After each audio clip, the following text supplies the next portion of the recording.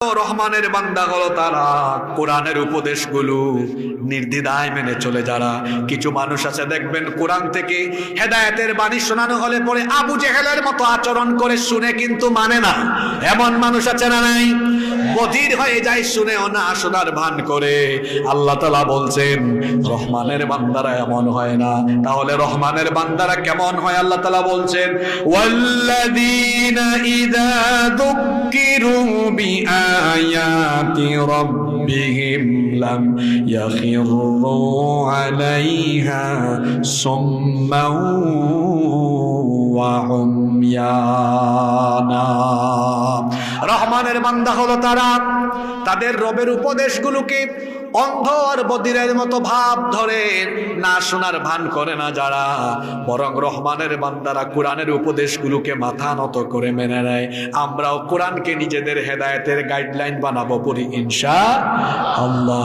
রহমানের বান্দাদের 12 এবং সর্বশেষ গুণ হলো, আল্লাহ তাআলা বলছেন রহমানের বান্দা হলো তারা নিজেদের স্ত্রী আর সন্তানের জন্য আল্লাহর কাছে দোয়া করে। যারা দোয়াটা কেমন শোনেন? যারা বিবাহ করেন নাই, অবিবাহিত আছেন এবং যারা বিয়ে শাদী করে ফেলেছেন, সবাই এই দোয়াটা সব সময় পড়বেন। নিজের স্ত্রী আর সন্তানের জন্য দোয়া চাইবেন। যারা বিয়ে করেন নাই, হবু বউয়ের জন্য এই দোয়া করবেন। কি সুন্দর দোয়া আল্লাহ শিখিয়েছেন, ওয়াল্লাযীনা ইয়াকুলুনা রাব্বানা হাব লানা মিন আজওয়াজিনা ওয়া যুররিয়াতিনা কুররাতা আ'য়ুনি ওয়াজআলনা লিল মুত্তাকিনা ইমামা। সুবহানাল্লাহ পড়েন। এত সুন্দর দোয়া আল্লাহ শিখিয়েছেন। রহমানের বান্দারা এভাবে দোয়া করে, হে রব, আমার স্ত্রী আর আমার সন্তানদেরকে আমার জন্য চক্ষু শীতলকারী বানিয়ে দাও।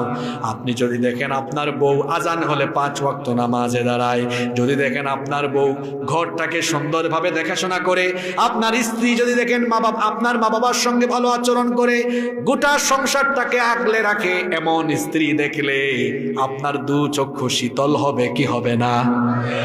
আপনি দেখলেন আপনার ছেলে মেয়ে আজান হলেই নামাজ, পড়াশোনায় মনোযোগী, আদবের ক্ষেত্রেও তারা অত্যন্ত ভালো, দেখা যায় বড়দেরকে সম্মান করে, ছোটদেরকে স্নেহ করে, চরিত্রের মধ্যে মাধুর্যতা আছে।